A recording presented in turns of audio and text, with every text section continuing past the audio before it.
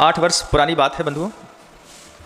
गुरुदेव के साथ रामटेक से विहार करके जबलपुर की ओर जाना हो रहा था। रास्ते में पैर में एक बहुत बड़ा कांटा गड़ गया। कांटा करीब 1 इंच के बराबर था और तलुए में बहुत गहरा घुस गया। जैसे तैसे सफ़र लंबा था, सुबह करीब 14 किलोमीटर चलना था। चलते हुए पहुंचने के बाद एक ही कमरे पे गुरुदेव और रुकना हुआ। तो कांटा निकालने का प्रयास कर रहे थे, कांटा निकल नहीं रहा था। बार बार प्रयास किया, नहीं निकला। तो किसी दूसरे साधु ने पैर का कांटा निकालने का प्रयास किया। जब दूसरे साधु के हाथ में सूजी आई और जब वो पैर में उस कांटे को निकालने के लिए और गहरी सुई घुसाए, तो घुसाने वाले को दर्द नहीं होता, जिसके पैर में सुई लगती है उसको तीव्र वेदना होती। और सुई घुसाए और वो मना कर दे, भैया तुमसे नहीं निकलवा सकते, तुमसे नहीं निकलवा सकते। निकलता ही नहीं कांटा वो। बहुत देर तक गुरुदेव इस दृश्य को देख रहे थे। फिर देखते देखते धीरे से बोलते हैं कि नम्र, अगर दर्द से बचना है तो पैर का कांटा अपने हाथ से निकालना। दूसरा, जब कोई अपने पैर का कांटा निकालता है तो सुई बहुत गहरी घुसती है और पता नहीं कहाँ घुसती है। अपने हाथ से अगर कांटा निकालोगे तो सहूलियत रहेगी। और उस विहार की खासियत थी कि उस विहार में एक मुनि महाराज केस लॉन्च कर रहे थे। रास्ता चलते उनका टाइम ओवर हो गया, तो उन्हें कहते गुरुदेव हम रास्ते में केस लॉन्च करेंगे। केस लॉन्च करने लगे तो सुबह विहार का समय हुआ, केस लॉन्च में थोड़ा विलंब हो रहा था, तो दूसरे महाराज सहयोग कर रहे थे। उनके लिए भी गुरुदेव ने यही कहा कि केस लॉन्च हो या पैर का कांटा, खुद निकालोगे तो पीड़ा कम होगी। अनुभव भी है इस बात का कि जब कोई दूसरा साधु कभी किसी दूसरे साधु के केस लॉन्च करता है तो उसके दर्द का पारावार नहीं रहता। खुद करता है तो कोई दिक्कत नहीं, पता है शॉट कब मारना है, कब खींचना है, कैसा करना है। गुरुदेव ने ये दोनों उदाहरण सुबह सुबह दे करके निकल गए। ईर्या पद भक्ति में दोनों लोगों को देख करके गुरुदेव कहते हैं कि जैसे पैर का कांटा खुद निकालने पर दर्द कम होता है, जैसे केस लॉन्च खुद करने पर दर्द कम होता है, महाराज ऐसे ही मन के अंदर संकल्प और विकल्प के इतने कांटे घुसे रहते हैं। उन घुसे हुए कांटों को अगर कोई दूसरा निकालेगा तो दर्द बहुत होगा। इससे अच्छा है अपने जीवन को व्यवस्थित रखने के लिए संकल्प और विकल्प के कांटे जो हृदय में घुसे हैं उसको तुम खुद निकाल लो। धीरे धीरे जैसे ही गृहस्थ जीवन में किसी भी बालक या बालिका का विकास होता है, विकास के प्राथमिक चरण को पार करके जब किशोरावस्था की उम्र में वो प्रवेश करते हैं, जिसको आप टीनएजर्स लाइफ कहते हैं, 13 to 19 ईयर्स ओल्ड, जब 13 से 19 वर्ष की उम्र का सफ़र किसी बालक का या बालिका का अपने जीवन से गुजर रहा होता है, अभी भी गुजर रहा होगा बंधुओं। सुनने वाले लोग ट्रेन में चलते चलते भी इस उद्बोधन को सुन रहे होंगे, कुछ बस में सुन रहे होंगे, कुछ कार में, जिसको जहाँ जैसी अनुकूलता मिल रही होगी वो जरूर इस उद्बोधन को सुन रहा है। उम्र का पड़ाव देखना और बगल में बैठे हुए व्यक्ति से उम्र से मैच करके उन शब्दों को तौलने की कोशिश करना, जो मैं बताने का प्रयास कर रहा हूँ कि 13 वर्ष से लेकर के 19 वर्ष तक की उम्र के जो लोग होते हैं वे अपने विकास में एक्स्ट्रा ग्रोथ चाहते हैं कि हमारा विकास बहुत हो।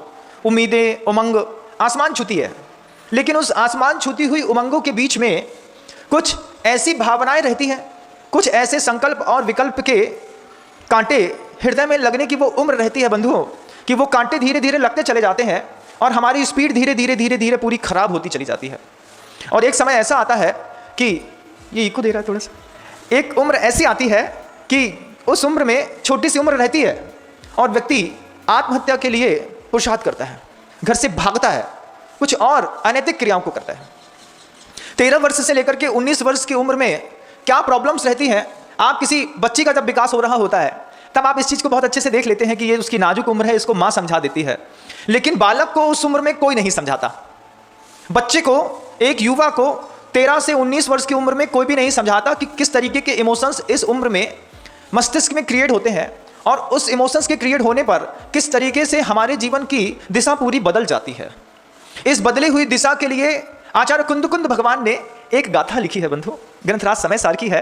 कुंदकुंद भगवान कहते हैं कि वो एक अज्ञान की उम्र रहती है जब हम कुछ सीख रहे होते हैं, हम कुछ जानते नहीं हैं, लेकिन हमें लगता है कि हम सब जानते हैं।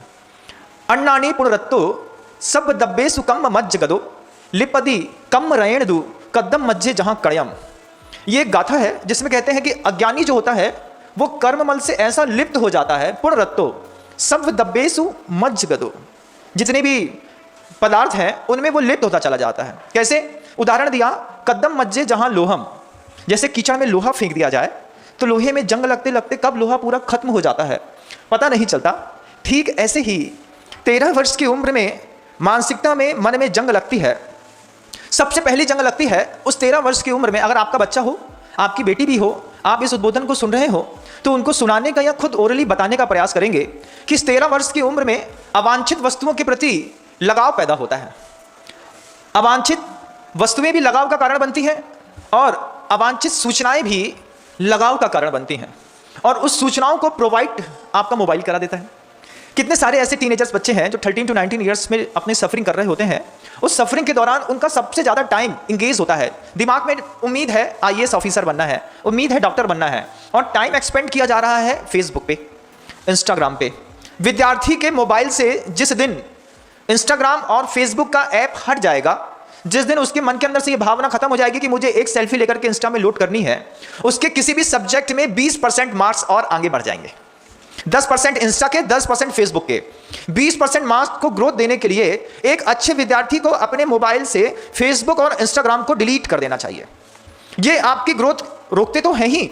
जिस समय आपका मस्तिष्क विज्ञान को, दर्शन को या फिर किसी और भौतिक वस्तु को पढ़ करके, सूचना को पढ़ करके एकत्रित करने के लिए तैयार होता है, उसी समय ये अवांछित सूचना का लगाव जो है वो हमें जला करके फेसबुक या इंस्टाग्राम की ओर ले जाता है।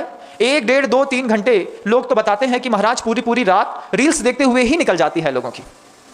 क्या चल रहा है, क्या चल रहा है, क्या चल रहा है, देखते देखते निकल जाती है। आप ये सोचिए कि 13 वर्ष से 19 वर्ष तक के वे बालक जो अपने मन के अंदर ये उम्मीद लगा करके बैठे हैं कि मुझे IAS ऑफिसर बनना है, कोई साइंटिस्ट बनना चाहता है, कोई DRDO में जाना चाहता है, कोई डेंटिस्ट बनना चाहता है, कोई डेंटल डिपार्टमेंट को छोड़कर के डॉक्टर भी बनना चाहता है, अगर वो अपना टाइम इंस्टा और फेसबुक पे लगा रहा है तो क्या वो अपने साथ अन्याय नहीं कर रहा?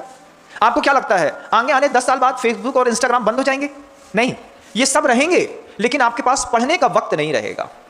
विद्यार्थी जीवन में यह सबसे बड़ी जरूरत है कि जो अवांछित सूचनाओं के प्रति हमारा लगाव बढ़ गया है, अवांछित वस्तुओं के प्रति जो हमारा लगाव बढ़ गया है, उस लगाव को हम जहां खड़े हैं वहीं से डिलीट कर दें। प्रवचन सुनते सुनते भी, ये उद्बोधन सुनते सुनते भी अगर आपके मस्तिष्क काम कर रहा हो और आप अपने मार्क्स को डेवलप करना चाहते हैं, आप सबसे पहले अपने अकाउंट से फेसबुक और इंस्टा को डिलीट कर दीजिए। ये ऊर्जा का सबसे बहुमूल्य समय हमारा नष्ट करते हैं ये 2 ऐप। और बनाने वाली जो कंपनियां, बनाने वाले जो देश, उनके देशों में ये दोनों बैन है। उनके यहाँ ना इंस्टा चलता है, ना फेसबुक चलता है, ना रील्स चलती है। वो रील्स का कंटेंट बनाते हैं लेकिन अपने देश में नहीं दिखाते। हमारे देश की युवा पीढ़ी को मात्र ड्रग्स ही बर्बाद नहीं कर रही, ये फेसबुक और इंस्टा का एडिक्शन भी हमारे देश की पीढ़ी को बंधुओं बर्बाद कर रहा है। क्यों? अन्नानी पुनरत्तो सब दब्बे सुकम मज्जगदो लिप्पदि कम रयण दु कदम मज्जे जहां लोहम। ये गाथा आज से 2000 वर्ष प्राचीन है, लेकिन इसकी आज की वैज्ञानिक और भौतिक परिस्थितियों के हिसाब से फिर व्याख्या देखी जाए तो ये व्याख्याकार भी ये कहते हैं कि आज से 2000 बाद इस गाथा का इस तरीके का अर्थ निकाल करके भी अगर गृहस्थ अपने सन्मार्ग पर आ गया तो इस गाथा की सार्थकता सिद्ध हो जाएगी। अवांछित सूचनाओं और अवांछित वस्तुओं के प्रति ये जो एक कांटा आपके दिल के अंदर लगा है बंधुओं, ये जब आपके पिता निकालते हैं, आपके गुरु निकालते हैं, आपका फ्रेंड निकालता है, आपको तकलीफ होती है। जब माँ कहती है बेटा सो जाओ, आपको तकलीफ होती है। सबसे अच्छी बात है, अपने पैर का हो या दिल का, अगर कांटा लग गया है तो अपने हाथ से निकाल लो। 13 वर्ष से उम्र से लेकर के 19 वर्ष तक की उम्र के बच्चों को अवांछित सूचनाओं के लगाव से हमेशा मुक्त होने का प्रयास करना चाहिए। दूसरी, क्लैरिटी ऑफ अंडरस्टैंडिंग, कि अपने आप में समझ की स्पष्टता का अभाव भी इसी उम्र में रहता है बंधुओं। हम इस उम्र में जब स्कूल में पढ़ रहे होते हैं, जब हम इस उम्र में कॉलेज चले जाते हैं या फिर किसी कोचिंग इंस्टीट्यूट को ज्वाइन करते हैं, उस समय हमारा क्लैरिटी ऑफ अंडरस्टैंडिंग नहीं रहती। हम समझ नहीं पाते कि हमें क्या करना है और क्या नहीं करना है। पढ़ने जाते हैं मैथ और पीछे की रफ कॉपियों में 2 पन्ने 4 पन्ने ऐसे मिलते हैं जिसमें सिर्फ अपना नाम गोदते में, सिग्नेचर करने में, या फिर वो हार्ट का एक चिन्ह बनाने में, उसमें एक तीर बनाने में, इसी में कितना समय निकल जाता है। हर रफ कॉपी के पीछे के सवाल, पीछे का सिग्नेचर आपके व्यक्तित्व को निर्देशित करता है। क्लैरिटी ऑफ अंडरस्टैंडिंग हमारी लाइफ में उस बच्चों की उम्र में भी बहुत जरूरी है। अगर आप अपने बच्चे को नहीं समझा पाते हैं तो बच्चों को कहिए कि सिर्फ ये प्रवचन एक बार सुन लें, वो अपने आप समझने का प्रयास करेंगे। अगर उन्हें वास्तव में इस मनुष्य पर्याय में आने के बाद कुछ बनना है तो ये छोटी छोटी चीजें हैं। एक उम्र के बाद बेईमानी अपने आप हो जाती हैं। कोई कीमत नहीं रहती इन लोगों की, इन चीज़ों की, लेकिन अभी वो बहुत जानदार दिखाई देती हैं। ये हमारी दृष्टि का भ्रम है। अब किसी कोचिंग इंस्टीट्यूट में गए और किसी ब्राह्मण समाज की लड़की ने, हिंदू समाज की लड़की ने, वैष्णव लड़की ने, या फिर किसी जैन लड़की ने किसी मुसलमान लड़के के साथ अपना संबंध बना लिया। क्लियरिटी ऑफ अंडरस्टैंडिंग नहीं होने के कारण हम क्या करते हैं, सब एक जैसे हैं, संबंध बना लिया। संबंध बनाने से पहले निश्चित हो, घर के अंदर सिखा दिया जाए मुसलमान है तो हिंदू फ्रेंड नहीं बनेगा। महाराज इतना स्पष्ट वहां भी सिखाया जाता है कि अगर तुम मुसलमान हो तो किसी हिंदू को अपना फ्रेंड नहीं बनाओगी। उधर तो बहुत अच्छे से सिखाया जाता है किसी बेटी को कि किसी भी हिंदू से, किसी भी जैन से, किसी भी इससे कोई संबंध नहीं बनाओगी। आप देख लीजिएगा पूरी सृष्टि पर ऐसा कोई भी केस देखने और सुनने में नहीं आता। इधर से वहां जाने के केस तो सुनने में आते हैं, वहां से यहां आने का एक भी केस सुनने में नहीं आता बंधु। क्यों? क्योंकि माइंड में सेट कर दिया गया है, क्लियरिटी ऑफ अंडरस्टैंडिंग है, लेकिन टीनेजर्स में ये नहीं रहता। प्रत्येक व्यक्ति अपने जाति, अपने कुल, अपने गोत्र के बीच में अपनी अनुकूलता को ढूंढे तो बहुत अच्छी बात, लेकिन जब हम अपने उस बढ़ती हुई उम्र में, चाहे हम वैष्णव हैं, हिंदू हैं, मुसलमान हैं, ब्राह्मण हैं, हम माता पिता हैं, किसी भी पंथ के अनुयायी हैं, हम अपने बच्चों को समझाएं कि इस चीज़ में बिल्कुल क्लियर रहेंगे कि स्कूल में, कॉलेज में, कोचिंग इंस्टीट्यूट में इस उम्र में सिर्फ अपने कुल और धर्म और समझ वाले लोगों के साथ संबंध बनाएंगे तो आपका विकास बहुत अच्छे से होगा। लेकिन वहाँ जाने के बाद चूंकि मिक्स कल्चर रहता है किसी भी इंस्टीट्यूट का, हम कब बहक जाते हैं, कब हमारे मन के अंदर ये दूसरा कांटा घुस जाता है, और उस कांटे का कितना दुष्प्रभाव है ये आप सब जानते हैं बंधुओं, बताने की कोई जरूरत नहीं है। बड़े बड़े IAS ऑफिसर्स भी इस तरीके के संबंधों को कर लेते हैं, फिर जब संबंध विच्छेद हो जाता है फिर अपनी उस गलती को सुधारने के लिए तरह तरह की लीपापोती किया करते हैं बंधुओं। पूरा विश्व हमारी इस बात को सुन भी रहा होगा, और जहां तक मैं समझाना चाहता हूं आप वहां तक समझ भी रहे होंगे, ऐसा मैं मानता हूं। सभी माता पिता का कर्तव्य है उस छोटी सी अबोध उम्र में जब आपके बच्चे के अंदर अनुभव की कमी हो, हम इस तरीके के अनुभव को देख करके अपने घर में लगाए उस गुलाब के फूल को सुरक्षित रख सकें। टीनेजर्स लाइफ में ये घटता है, अंदर घटता है। टीनेजर्स लाइफ में हम हर चीज़ों में शॉर्टकट यूज़ करते हैं, ये भी एक बहुत बड़ी प्रॉब्लम है। वो शॉर्टकट हमारी लाइफ में बहुत तरह की सुविधाएं प्रदान करता है। स्टूडेंट हैं, हमने एक पर्ची चीटिंग का शॉर्टकट यूज़ कर लिया। किसी पैसा कमाने में अगर हमारा उपयोग लगा हुआ है तो हमने फंडिंग करने के लिए शेयर मार्केटिंग का, जुए का, सट्टे का शॉर्टकट यूज़ कर लिया। शॉर्ट टाइम टर्म्स में आप अगर अपने मार्क्स बढ़ाना चाहते हैं, शॉर्ट टाइम टर्म्स में अगर आप अपना धन बढ़ाना चाहते हैं, ये सब चोरी है। आजकल एक नया ऐप लगा है पढ़ाने के लिए, कौन सा ऐप चढ़ा है? बाइजो लगा है ना, बाइजो एक ऐप आ गया है। उस ऐप के माध्यम से 9th क्लास का बच्चा स्कूल जाए बिना अपने घर के अंदर बैठ करके और सारी चीज़ों को पढ़ लेता है। ये एक शॉर्टकट है बंधुओं अपने मार्क्स बढ़ाने का, जबकि एक्चुअल एजुकेशन कहती है कि आप बाइजो को यूज ना करके अपने दिमाग को बाइजो बनाने का प्रयास करें। वो तो एक ऐप है, ऐप के माध्यम से आपको तरह तरह की तकनीक का, विज्ञान का ज्ञान दे दिया। अब ज्ञान देने पर आपका जो मस्तिष्क है वो उस विज्ञान को समझ तो लेता है लेकिन खुद डेवलप नहीं होता। तो 4th 5th क्लास के स्टैंडर्ड से लेकर के मेडिकल हो, इंजीनियरिंग हो, किसी भी चीज़ हो, हर तरीके की एजुकेशन के लिए वो ऐप आजकल बच्चे यूज़ करने लगे हैं और जीवित शिक्षक का पूरा प्रभाव खत्म होता चला जा रहा है। ये लाइफ का शॉर्टकट है। इस लाइफ का शॉर्टकट को यूज़ करके अपने मास को बढ़ाने वाले, ग्रोथ करने वाले वैसे ही लोग हैं जैसे कोई एथलीट हो, दौड़ के दौरान एक इंजेक्शन माइरिजुआना का लगा ले और अपनी स्पीड बहुत हाइपर स्पीड दिखा करके कोई रेस को जीत जाए। तो किसी ड्रग्स को लेकर के जैसे कोई एथलीट किसी दौड़ को जीत करके और अपने आप को विजेता साबित करने के बाद भी हारा हुआ रहता है, बाइजो ऐप को भी यूज करके आप बंधुओं अपने दिमाग को हारा हुआ महसूस करेंगे और अपनी मार्कशीट को जीता हुआ। और ऐसी जीत से आपके किसी भी जीवन में कोई भी प्रकार की तरक्की होने वाली नहीं है। अगर आप स्टूडेंट हैं, अगर आपको लगता है कि अभी हमारे शिक्षण का काल चल रहा है, हमें कुछ अच्छा वास्तव में बन रहा है, ये बाइजो ऐप से पास होने वाले कोई IAS और IES ऑफिसर नहीं बनते। वो बहुत निचली कैटेगरी में जाकर के छूट जाते हैं। ऐप वालों का तो काम है पैसा कमाने का, लेकिन आप अपनी जिंदगी बनाने के लिए किसी चीज को पढ़ रहे हैं, आप अपने दिल का कांटा खुद निकालिए, शॉर्टकट खत्म करिए। शॉर्टकट खत्म करने के लिए एक बहुत अच्छी बात प्राचीनों में आती है कि रास्ता चलना लंबा चाहे फेर हो। रास्ता चलना लंबा चाहे फेर हो। शिखर जी से उतरते हैं ना, शॉर्टकट बहुत अच्छा लगता है, दूर से ऐसा जा रहे होते हैं और ऐसा शॉर्टकट रहता है। जब उसी शॉर्टकट के चक्कर में पैर में पत्थर लग जाता है, कांटा लग जाता है या फिर हम भटक जाते हैं, तब वो शॉर्टकट बहुत बुरा लगता है। तो रास्ता चलना लंबा चाहे फेर हो, भोजन करना अपनी माँ के हाथ से चाहे जहर हो, सलाह लेना भाई की चाहे बैर हो। ये पूर्वज ऐसी कुछ शिक्षा देकर के जाते थे। आज हमने इन सारी चीज़ों को इग्नोर करके और हमने हर चीज़ का एक शॉर्टकट निकाल लिया। अब हम शॉर्टकट से डेवलप होना चाहते हैं, हर चीज में शॉर्टकट चाहिए, और वो शॉर्टकट आपकी लाइफ में भी एक शॉर्टकट बनाता है बंधुओं, जिसके माध्यम से आपका उन्नत विकास जो उच्चतम अवस्था तक होना था उससे आप वंचित रह जाते हैं। और ये शॉर्टकट का परिणाम है जब आपको किसी मल्टीनेशनल कंपनी में 2-5-10 लाख रुपए का पैकेज मिलता है, आपके मन के अंदर एक बहुत बड़ी असंतुष्टि पैदा होती है। मैं इससे भी ज़्यादा योग्य था, लेकिन मुझे इसमें संतुष्ट होना पड़ रहा। विद्यार्थी जीवन जीने वाले वे सारे बच्चे अगर आपके हैं, अगर बच्चे इस उद्बोधन को सुन रहे हैं, तो वे अपनी लाइफ से शॉर्टकट खत्म कर दें। चीटिंग मार्क्स लाने के लिए बहुत अच्छी चीज़ है, लेकिन वो ऐसा शॉर्टकट है जो आपके दिमाग को कभी भी डेवलप होने नहीं देता। कभी भी किसी भी प्रकार के छल से किसी का भला नहीं हुआ, अपने साथ किए गए छल से तो और भला नहीं हुआ। और मन में दिमाग में लगे ये कांटे ऐसे हैं कि ये कांटों को अगर कुछ देर के लिए छोड़ दिया जाए तो वो देह में समा जाते हैं, ऊपर से स्किन पैक हो जाती है, पता भी नहीं चलता कि अंदर कोई कांटा है, और दर्द निरंतर बना रहता है। आदमी बोलता है महाराज पैर रखते हैं तो वहां पर लौकता है, चाहे यहां हो चाहे पैर में हो, अगर कोई कांटा गड़ा है तो वो लौकता है। उस लौकते हुए कांटे से अपने आप को आप स्वयं बचाने का प्रयास करें। चौथा, एक और बहुत बड़ी प्रॉब्लम होती है इसी लाइफ में जीवन जीते वक्त, जब हम 13 साल से 19 साल तक या 25-28 साल तक जीवन जी रहे होते हैं, हमारे जीवन में इमोशनल क्राइसिस भी बहुत ज़्यादा हो जाती हैं। किसी से इसी उम्र में इश्क हो गया और इश्क होकर के टूट गया। अब जो टूटने का तनाव है, वो विद्यार्थी के जीवन में प्रेम विच्छेद का जो तनाव है वो सह नहीं पाता, पूरी रात जगता रहता है। क्या कर रहे भैया? अरे मुझे नहीं पढ़ना। क्यों? तुम तो देवदास जैसे हो गए, तुमको नहीं पता, तुम्हारे जीवन में वो घटना नहीं घटी जो हमारे जीवन में घटी है। हाँ भैया, इसलिए तो बोल रहे हैं कि ये विद्यार्थी जीवन है, अपने इस विद्यार्थी जीवन को देवदास मत बनाओ। मत ऐसी स्थितियों में अपने आप को लेकर के जाओ कि जिससे तुम्हारी इमोशनल क्राइसिस के कारण जो है तुम्हारा खुद का डेवलपमेंट रुक जाए।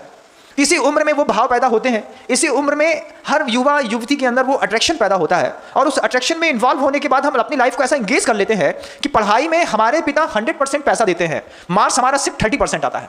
70% जो आपकी लाइफ से परसेंटेज गायब हुए हैं एजुकेशन के, उस एजुकेशन को गायब करने का सबसे बड़ा काम इमोशनल क्राइसिस का है। हम किसी इश्क में पड़ गए, हम किसी तनाव में पड़ गए, हम किसी बिखराव में पड़ गए, हाथ में जाम आ गया, सिगरेट आ गई, एक मूवी आ गई, मूवी को देखते और उससे इंस्पायर होकर के हम सीखते कि भैया जब इश्क का तनाव बढ़ता है तो फिर ये करना पड़ेगा। और जब वो तनाव कोई रिलीज करने वाला, समझाने वाला गुरु नहीं होता, माता पिता नहीं होते, तो फिर आदमी आत्महत्या की ओर उतारू हो जाता है। आप उन्हीं मोबाइल ऐप्स में कितनी घटनाएं सुनते होंगे, प्रेमी प्रेमिका ने प्रेम में असफल होकर के जान दे दी। जान देने का समय नहीं था, अभी तो समय ही नहीं था जान देने का जब आपने जान दे दी। अभी तो पढ़ने के लिए जान देने का समय था, लेकिन लाइफ में इमोशनल क्राइसिस आ गए, और इन इमोशनल क्राइसिस के बीच में हम डेवलप भी हो गए। एक अच्छा सद्गुणी संत बनने के लिए एक साधु को जितनी मेहनत करनी पड़ती है, उतनी मेहनत एक गृहस्थ को भी सदगृहस्थ बनने के लिए करनी पड़ती है बंधुओं। साधु जिन चीजों से प्रतिदिन बचता है और अपने आप को अपना लोटा मांझ करके चमकाता रहता है, उतने विचारों से, उन भावनाओं से जब तक एक गृहस्थ नहीं बचेगा, तब तक उसकी गृहस्थी भी सही ढंग से नहीं चलती। पिता कुछ नहीं करते, कोई व्यसन नहीं है, खूब पैसा कमाते हैं, उसके बाद भी घर के अंदर पैसा सिर्फ इसलिए नहीं रुकता कि पिता शरीफ हैं, लेकिन उनकी शराफत का एक भी परमाणु पुत्र के जीवन में प्रवेश नहीं किया। पुत्र बिल्कुल बिगड़ा हुआ दिखाई देता है। ये वो उम्र होती है जब हम धीरे से 13 to 19 की ओर को क्रॉस कर लेते हैं। 19 साल की उम्र को हमने पार कर लिया, और पार करने के बाद हमारे जीवन में एक नया पड़ाव शुरू हो रहा होता है, जब हम 12वीं क्लास को क्रॉस करके फर्स्ट ईयर कॉलेज या कॉलेज को क्रॉस करके हम अपने लाइफ को सेटल करने के लिए इंजीनियर या MBA कर चुके होते हैं। ये उम्र वही है, इसी उम्र में वो सब चल रहा होता है। और जैसे ही आपकी 5-7 लाख रुपए की भी एक नौकरी लग गई, उस लगी हुई नौकरी के कारण आपको लगता है कि अब हमें अपनी लाइफ सेटल कर लेनी चाहिए। क्यों? शुरुआत के माहौल में ही आपके पास स्पष्टता का अभाव था, आपके पास सूचनाओं का अभाव था, आपके पास और भी समझ का अभाव था। आपने शॉर्टकट यूज किया, आपने अपनी लाइफ में इमोशनल क्राइसिस को मेंटेन किया, आपने पढ़ भी लिया, मान लीजिए पढ़ करके पास हो गए। इन सब चीज़ों के बीच में आध्यात्मिकता का कोई रोल नहीं है, इन सब चीज़ों के बीच में निस्वार्थ बने का कोई रोल नहीं है, इन सब चीज़ों के बीच में अपने आप को संभालने के लिए मोह त्याग का कोई रोल नहीं है, जो एक सद्गुणी जीवन शैली में होना चाहिए। इनके अभाव में आपने अपने आप को डेवलप किया है। आपने किसी मैथमेटिक्स के रूल्स का हल अच्छा निकाल दिया, इसका मतलब ये नहीं कि आप पास हो गए। ये भी देखा जाएगा जीवन में कि किस विधि से इसको सॉल्व किया है। क्वेश्चन था, लाइफ आपकी भी एक क्वेश्चन में है, उस क्वेश्चन को आप किस रूल से सॉल्व कर रहे हैं। तो जब आपने अपनी लाइफ के इस क्वेश्चन को सॉल्व करने के लिए इन तरीके के इमोशनल क्राइसिस के रूल्स को लगा करके लाइफ सॉल्व की है, मान लीजिए हल सही निकल भी आया, आप MBA कर लिए, CA कर लिए, CFA कर लिए, लेकिन आपके अंदर से आदर्शवादिता नाम की चिड़िया उड़ गई, ईमानदारी गायब हो गई शॉर्टकट अपनाने के चक्कर में, माता पिता का बहुमान भी गायब हो गया, और फिर 22 साल की, 23-24 साल की उम्र में आपने जिंदगी का एक और बड़ा फैसला ले लिया, अपने विवाह करने का। हमको महाराज हमारा जो संबंध है वो पिछले 8 साल से चल रहा है, जब हम इसके साथ 8th क्लास से पढ़ते थे। कितने अच्छे से बोलते हैं आप, ऐसा बोलते हैं जैसे हमने बहुत बड़ा तीर मार लिया है। हाँ हम 8 साल पुराना हमारा बहुत गहरा संबंध है, शादी करना चाहते हैं, इसी से करेंगे चाहे कुछ हो जाए। 22-24 साल की उम्र में लव मैरिज करके, आप कोर्ट मैरिज करके कहीं भी घूम करके आ जाइए, उस प्रेम की उम्र बहुत ज़्यादा नहीं होती बंधु। आप कभी अपने जीवन में देखिएगा, आप इसको तो दिखाई देता है कि ये प्रेम में सफल हो गए हैं, असफल लोगों की लिस्ट देखनी है तो कभी आप अपने लोकल जिस गांव में, नगर में आप रहते हैं, उस कोर्ट में जाकर के संबंध विच्छेद के सिर्फ केस कितने दर्ज हैं ये देखिएगा, फिर पता चलेगा कि लव अफेयर्स करने वाले लोग किस तरीके से परेशान होते हैं। महाराज आप ये बात प्रवचन में क्यों कह रहे हैं? क्योंकि मैं आप इस बात को प्रवचन में कहने का उद्देश्य है, प्रवचन के कहने के उद्देश्य के पीछे आचार्य कुंदकुंद भगवान की वे 2 गाथाएं हैं, जिन पहली गाथा में कुंदकुंद भगवान स्वयं कहते हैं, नानी रागप पजहो सब दब्बे सुकम मज्ज गदो नो लिपदी कम रेण दू कदम मज्जे जहां कड़यम। ये पहली गाथा। दूसरी गाथा अज्ञानी के लिए, अन्नानी पुर रत्तो सब दब्बे सुकम मज्ज गदो लिपदी कम रेण दू कदम मज्जे जहां लोहम। ज्ञानी के लिए भी कहा कि ज्ञानी को भी संसार में, एक समझदार व्यक्ति को भी संसार में इन सारे इमोशंस और भावनाओं और संसार की इन व्यवस्थाओं के बीच से वो गुजरता है, लेकिन किसी में फंसता नहीं। एक अच्छा विद्यार्थी पढ़ने वाला, उसके बगल में कोई जोड़ा बैठा भी हो, उसका ध्यान वहां पे जाता ही नहीं है। क्यों? अभी तो मेरा अफेयर्स मेरी बुक से है, जब मेरा अफेयर मेरी बुक से हट जाएगा फिर मैं सोचूंगा कि मुझे किससे क्या करना है। लाइफ में कोई चीज पैशन भी होनी चाहिए। लाइफ का पैशन फिनिश कर दिया है हमने। किसी के लिए आईएएस पैशन हो सकता है, किसी के लिए अच्छा एजुकेशन पैशन हो सकता है। वो पैशन फिनिश करके हम ये छोटे छोटे कांटों को अपने दिल में गड़ा करके बैठे हैं और निकालने का नाम नहीं ले रहे। इसी का ये फल है कि आज इंजीनियर की वैल्यू खत्म हो गई। 90 के दशक में, आप तो कभी बच्चे हैं, आप सन 2000 के बाद पैदा हुए होंगे, 2005 के बाद पैदा हुए हो लोग आज इंजीनियरिंग कर रहे हैं। मैं आपको आज से 20 साल पुरानी बात बताऊं, 90 के दशक में अगर किसी लड़के के नाम के बगल से इंजीनियर शब्द लिखा हो, उसकी वैल्यू देखने लायक रहती थी। कोई कहे कि हमारा गवर्नमेंट कॉलेज में इंजीनियरिंग में एडमिशन हो गया है, तो बिना इंजीनियरिंग पास किए आदमी अपनी लड़की का संबंध उस लड़के के साथ करने के लिए तैयार होते थे। महाराज आपको कैसे पता? हमको पता है ना। कैसे पता महाराज? हमारे संघ में एक महाराज हैं इंजीनियर, 90 के दशक के पहले वाली इंजीनियरिंग पास आउट हैं और उसमें भी गोल्ड मेडलिस्ट, जिनका नाम है मुनीश्री प्रसाद सागर जी महाराज। प्रसाद सागर जी महाराज इंजीनियरिंग में गोल्ड मेडल लेकर के अपने जमाने के पास आउट इंजीनियर हैं। वो बताते हैं कि जब मैं अपने गांव सिहोरा जाता था तो रात को जैसे मैं पहुंचा तो मैं सोता रहता था, मुझे सोते हुए देखने के लिए लोग आते थे कि भैया इनके लड़के ने गवर्नमेंट कॉलेज से इंजीनियरिंग कर ली है। उस समय इंजीनियर की इतनी बड़ी वैल्यू थी। आज इंजीनियर की वैल्यू कुछ नहीं है। आज पीएचडी पास आउट लोग जो रहते हैं वो झाड़ू लगाने के लिए निवेदन देते हैं कि भैया ये नगर पालिका में अगर मुझे झाड़ू लगाने भी मिल गई तो बहुत बड़ी बात है। लेकिन मुनीश्री प्रसाद सागर जी महाराज बताते कि जिस समय का मैं इंजीनियर था, मेरे पास सब कुछ था। लोग तरह तरह के संबंध आते थे, तरह तरह के लोग आते थे, बात करते थे, लोग हाथ मिलाना करते थे, फोटो खिंचाना पसंद करते थे। उस समय मेरा लगाव शुरुआत में उनके पिता के दिए गए आदर्शों के कारण ऐसा घनिष्ठ हुआ कि वो सीधे हर चीज से बचते हुए ना लाइफ में कोई इमोशंस क्रिएट किया, ना लाइफ में अपना कोई शॉर्टकट अपनाया, ना लाइफ में किसी भी अंडरस्टैंडिंग क्लियरिटी में बारे में कोई डाउट स्टैंड किया। बोले मेरे सब कुछ क्लियर था, एक अच्छा इंजीनियर कहाँ जाएगा? तो उन्होंने कहा ये इंजीनियर जो पैदा हुआ है ये सीधे गुरुवर श्री विद्यासागर जी महाराज के पास जाएगा। और वो गए और आज वो निर्यापक श्रमण मुनीश्री प्रसाद सागर जी महाराज के नाम से पूरी दुनिया में जगत विख्यात हैं। उनका प्रेम, उनका वात्सल्य, उनकी करुणा, उनकी वैयवत्ती का पूरी दुनिया में कोई शान ही नहीं है बंधु।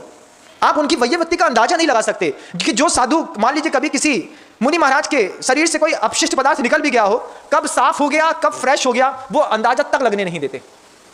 मैं उनको बार बार, जब भी मैं संघ में था, मैं उनसे कहा था, संघ में हमारे एक विष्णु कुमार मुनि महाराज ऐसे हैं जो हाइट में कम है और फाइट में ज्यादा है। वो कभी भी कुछ भी कर सकते हैं। और जैसे ही पुनः गुरुवर के चरणों में उनको रहने का कुंडलपुर में मौका मिला, मैंने भगवान चिंतामणि पार्श्वनाथ भगवान को बार बार उपकार माना कि भगवान 200 साधु मिलकर के जो वैयावृत्ति नहीं कर सकते, वो एक अकेला साधु मुनीश्री प्रसाद सागर जी महाराज आचार्य की वैयावृत्ति कर सकते हैं। 40 का संघ यहाँ से वहाँ हो गया, इस बात का कोई गम नहीं था।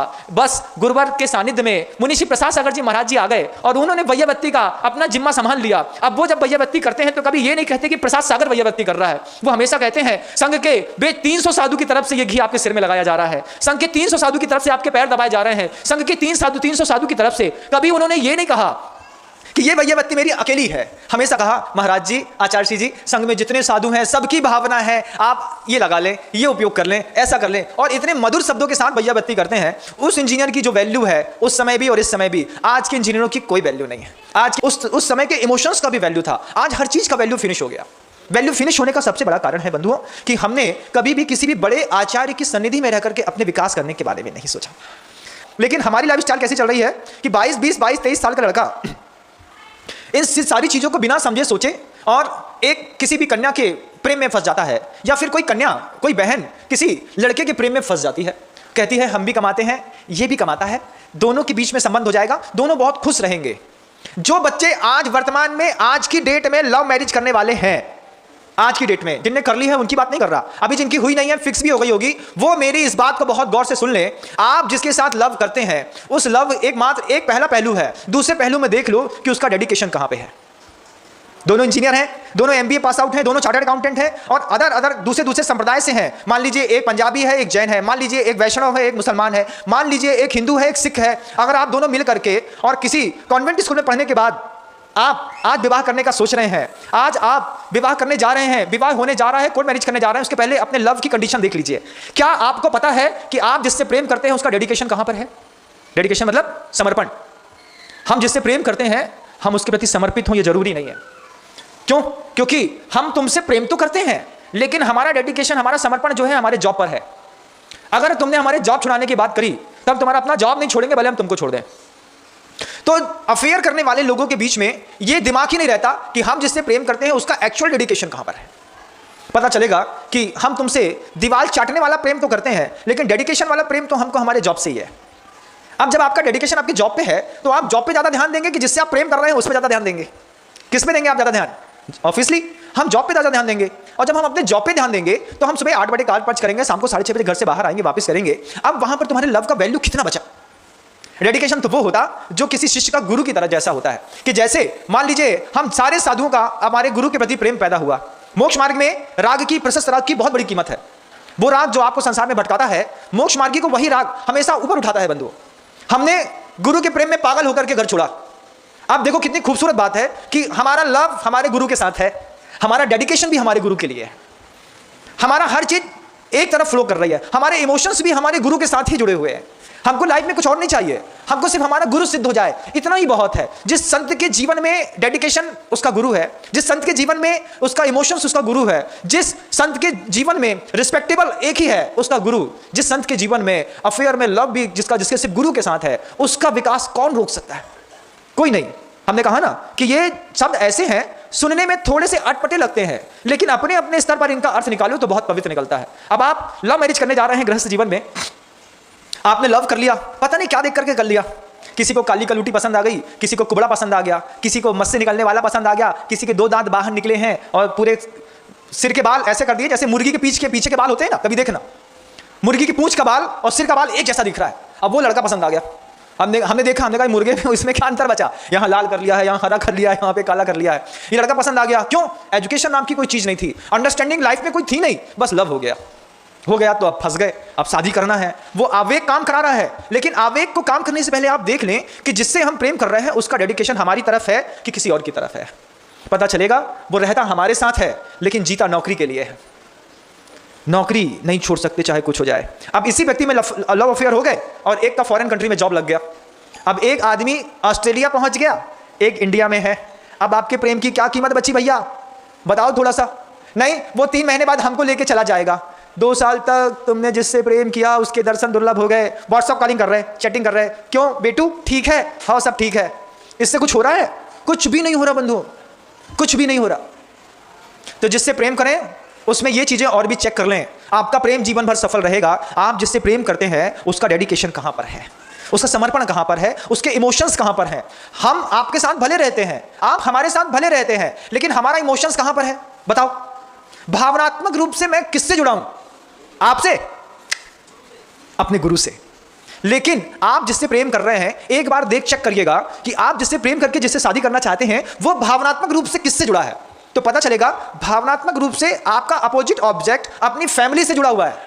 उसको उसकी मां चाहिए, उसको उसके पापा के बिना नहीं रह सकता, मम्मा के बिना नहीं रह सकता, वो अपने भाई के बिना नहीं रह सकता। वो रहेगा तो अपने गांव में ही रहेगा। अब प्रेम तो कर लिया, प्रेम के साइड इफेक्ट्स में नहीं देखे कि भैया प्रेम की वो ऑब्जेक्ट को चूज करने के साथ हमको उसके माता पिता के व्यवहार को भी देखना पड़ेगा, हमको उसके पिता के साथ भी रहना पड़ेगा, उसके भाई को भी सहन करना पड़ेगा, उन पारिवारिक पृष्ठभूमियों को भी देखना पड़ेगा। उसके यहाँ का लिविंग स्टैंडर्ड मान लो अगर कुछ कम है तो उस कम लिविंग स्टैंडर्ड में अपने आप को मैनेज करना पड़ेगा। ये सारी चीजें क्यों? हमारा इमोशंस वहां जुड़ा है। अगर तुमने अपना इमोशंस वहां नहीं जुड़ा तो फिर हम तुम्हारे साथ नहीं रह सकते। तब लव 2 कौड़ी का बसता है। और प्रेम करने वाले सिर्फ प्रेम करते हैं, ना डेडिकेशन देखते हैं ना इमोशंस देखते हैं। और जब इमोशंस नहीं देखा कि हम मान लीजिए आप लड़की हैं, किसी लड़के से प्रेम करती हैं तो उसका इमोशंस भी तो देखो भाई कि उसके माता पिता को भी तो आपको बेयर करना पड़ेगा ना। आप ऐसा तो नहीं कर सकते कि भैया हम तुम्हारे साथ रहेंगे, तुम्हारे मम्मी पापा से हमको कोई मतलब नहीं। उठा के एक चांटा मारेगा, समझ में आ जाएगा। तुमने मुझे मारा, मैं कोर्ट केस कर दूंगी, चल निकल यहां से। तू ना सही तो कोई और सही, और कोई और ना सही तो कोई और सही। जब वो लड़का ऐसा बोलेगा तब आप जाकर के गुरु से बोलेंगे, महाराज हमारी लड़की की जिंदगी बर्बाद हो गई, आप बचा लो। अब हम क्या बचा लें? शादी करने से पहले हमारा प्रवचन क्यों नहीं सुनाया था? अपनी लड़की को सुना देते, लड़की खुद समझ जाती, इतनी चीजों को चेक कर लेती, फिर शादी करने की सोचती। शादी के बाद तलाक करने की सोच रहे हैं, फिर महाराज हमारी लड़की को तनक समझा दे, बाबा बिल्कुल नहीं मान रही, पता नहीं कौन के साथ जाओ चाहत। अरे भैया महाराज क्या करेंगे? आप खुद समझाओ, आप अपने परिवार को खुद बचाओ। आपके घर में आग लगी है, पड़ोसी कैसे बचाएगा? अब आप ये भी देख लीजिए कि जहां पर अटैचमेंट है, डेडिकेशन है, वहां रिस्पेक्ट किसको देता है? वो लड़की है या लड़का है? आपको रिस्पेक्ट देती है? आपके मम्मी पापा को रिस्पेक्ट देती है कि आपके पैसे को रिस्पेक्ट देती है? किसको रिस्पेक्ट मिल रहा है? पता चला एक बिल्कुल किसी भी काम करने वाली कोई कन्या जिसको कुछ भी नहीं आता है, बस प्रकृति से पुण्य से उसको सौंदर्य मिल गया और उसने किसी अमीर लड़के को फंसा लिया। अब क्या है? एक घड़ी गिफ्ट में मिल गई, एक गाड़ी गिफ्ट में मिल गई, एटीएम गिफ्ट में मिल गया, एक वैलेट गिफ्ट में मिल गया है, मोबाइल गिफ्ट में मिल गया, हर हफ्ते वो 4-5 कपड़े गिफ्ट में दे देता है, सैंडल गिफ्ट में दे देता है, सब गिफ्ट गिफ्ट गिफ्ट में मिल रहा है। पता चला घर में जाकर देखा, हंसलाई सुन, ऐसा जीवन किस काम का है? ऐसा जीवन जी करके हम क्यों अपने आप को नरक में ढकेलना चाह रहे हैं? मुनि श्री आगम सागर जी महाराज जब हम 24 साल के थे और दीक्षित हुए थे, नए नए आए थे, उस समय भी हमसे बार बार एक बात कहते थे, विनम्र। हमने कहा हाँ बोलियो। बोले प्यार मोहब्बत धोखा है, तब कर लो भाई मौका है।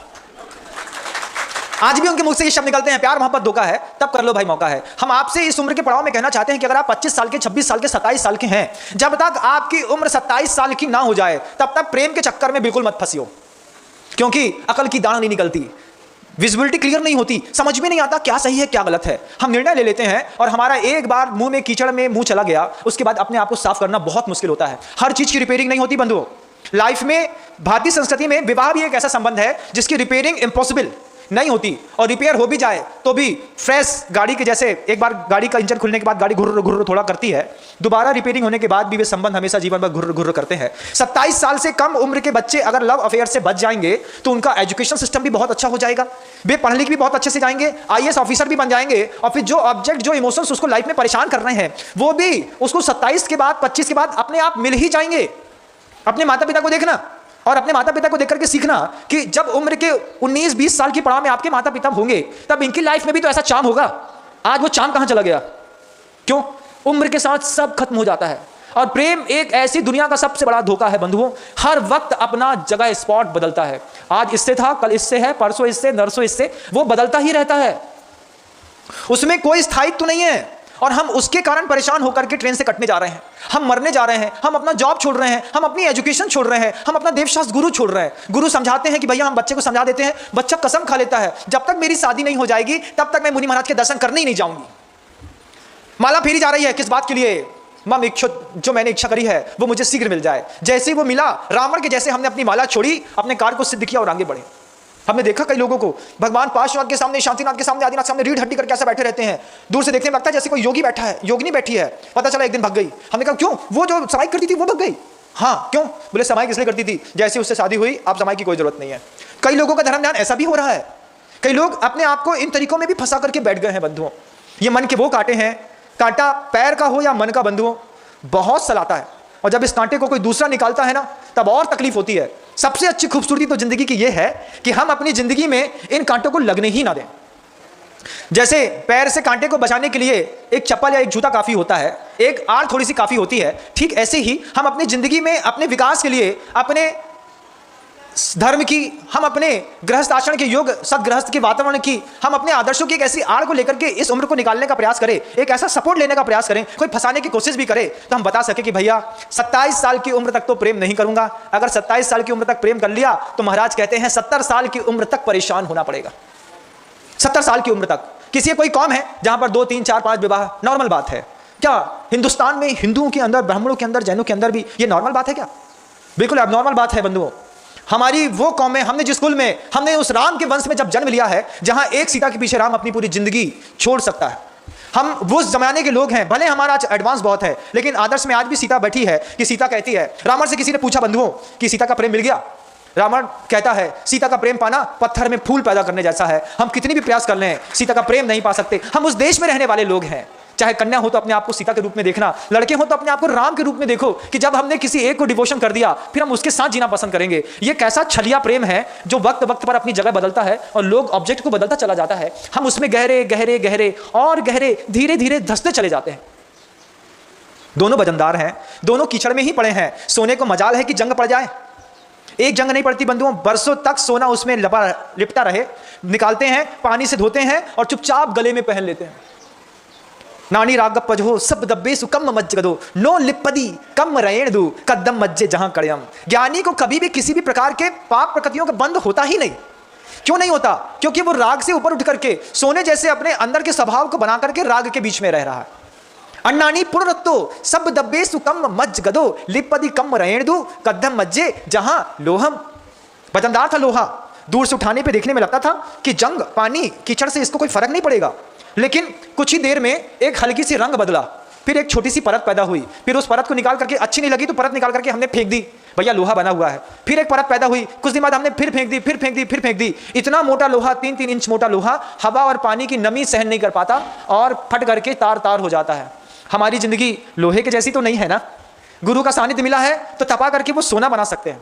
गुरु का सानिध्य, अपने माता पिता का भी सानिध्य मिला है बंधुओं, तो तुमको इस कीचड़ में घुसने से कोई, आप सोचते हैं कि हम कीचड़ में फंस जाएंगे, कोई ना कोई आपको बचा लेगा। लेकिन अगर गुरु नहीं है, माता पिता नहीं है, उनकी कैसी गति होती है आप बताओ। कीचड़ में धंसते चले जाते हैं, धंसते चले जाते हैं। जब आप किसी जेल में जाकर के हफ्ते में एक दिन कभी अपने बच्चे को या फिर 15 साल की उम्र के किसी बालक या बालिका को एक बार सेल में ले जाकर के उसको सेल जरूर दिखाओ, महीने में, साल में, जीवन में एक बार दिखाओ, पता चलेगा 15, 17, 18, 20, 21, 22 साल की उम्र के ऐसे सैकड़ों बच्चे हर गांव की जेल में बंद रहते हैं बंधुओं, जो सिर्फ प्रेम के असफल होने के कारण या तो उन्हें छुरा चला दिया, हत्या कर दी, ड्रग्स पी ली, किसी का मर्डर कर दिया, कोई और गंदे काम कर दिए, और अपनी पूरी जिंदगी के 20-20 साल, 19 साल के लड़के से ऐसी गलती होती है, 40 साल का होकर के जेल से बाहर निकलता है बंधुओं। प्रेम ऐसी दुर्गति कराता है, आप उसके चक्कर में फंस गए अपनी एजुकेशन को छोड़ करके। सोचिए, अगर आपका बच्चा भी ऐसा फंसा हो, लग रहा है थोड़ी सी भी आंच सही, थोड़ी सी समझ में आए कि हमारे बच्चे के अंदर भी ऐसा चल रहा होगा, नहीं चल रहा तो सौभाग्य की बात, लेकिन अगर वो उस उम्र में सर्वाइव कर रहा है 13 to 19 या 19 to 27, तो आप अपने बच्चे को या तो खुद समझा दो या बच्चे से कहो कि बेटा ये प्रवचन एक बार सुन लेना। प्रेम करने जा रहे हो, पहले चेक कर लो लव किसके साथ है, डेडिकेशन किसके साथ है, इमोशंस किसके साथ है, डिवोशन किसके पास साथ है। जिसके साथ लव है उसके साथ डिवोशन भी हो, ये कोई जरूरी नहीं है। हम डिवोटी तो किसी और चीज को हैं, लेकिन रहते तुम्हारे साथ हैं, और उसके चक्कर में हम कुछ भी छोड़ सकते हैं, चाहे कुछ हो जाए। ऐसी मानसिकता और जीवन शैली के बीच में हम सब धीरे धीरे विकसित हो रहे हैं। हमारे उस जीवन में जंग ना लगे, और जिनके इमोशंस कभी किसी अपोजिट ऑब्जेक्ट के साथ अटैचमेंट हो गए होंगे, उन सबसे मैं कहना चाहता हूं, फालतू में भ्रम में मत फंसे रहो, उस मृग मरीचिका से बाहर निकलो, सिर्फ अपना विकास करो, अपने विकास करो। या विद्या सा विमुक्त है, विद्या वो है जो मुक्ति का कारण बनती है। तुम्हारी ये एजुकेशन तो तुम्हें बर्बाद करने के लिए कारण बनती है। लग रहा है पढ़ नहीं पा रहे हैं, लग रहा है हॉस्टल में माहौल नहीं है, यू विल कम बैक, तुम वापिस आ सकते हो, अपने पिता का व्यवसाय चलाओ, अपनी माँ के साथ रहो, लेकिन अपने विचारों को, अपने आचारों को, अपनी संस्कृति को सुरक्षित रख सको। ऐसी मंगल भावना भाता हूँ गुरुदेव के आशीर्वाद के साथ कि आप गृहस्थ हैं और जीना चाहते हैं आपका जीवन। इस बेकार के प्रेम में फंसे हुए जो लोग हैं, जो इसमें फंस करके अपने आप को बर्बाद कर रहे हैं, वे सारे लोग अपने इस प्रेम भाव से ऊपर उठ करके वात्सल्य भाव को प्राप्त कर अपने जीवन को समृद्ध करें। इन्हीं भाव